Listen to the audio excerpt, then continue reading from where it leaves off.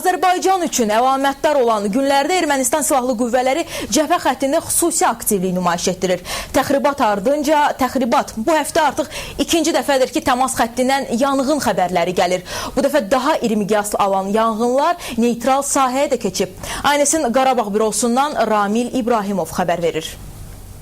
Ermənistan silahlı qüvvələri işğal altındakı ərazilərdə yanğınlar törətməyə davam edir. Hər il yay mövsümündə bu cür təxribata əl atan qarşı tərəf artıq 3 gündür ki, təmas xəttində yanğın törədir.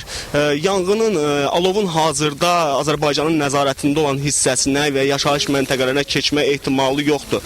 Ancaq yerli sakinlərdən əldə etdiyimiz məlumata görə yanğın nəticəsində Ermənistan silahlı qüvvələrinin nəzarətində olan ərazilərdən yırtıcılar və sürünənlər yaşayış məntəqələrinə keçir. Bu da əsasən təsərrüfatda çalışan insanları təhlükə qarşısında qoyur. Ərazini ermənilər yandırır, bina partlayır, ilanlar keçir biz tərəfə. Yəni onlar yandırırlar deyin, hamısı keçir biz tərəfə. Yəni bu uşaq var, böyük var, sahələrdə işləyirik qardaşlarımız. Qeyd etdim ki, kənd sakinləri bildirir ki, bugünkü Ağdam ərazisində başlayan bugünkü yanğının miqyası ötən günkülərlə müqayisədə daha böyükdür.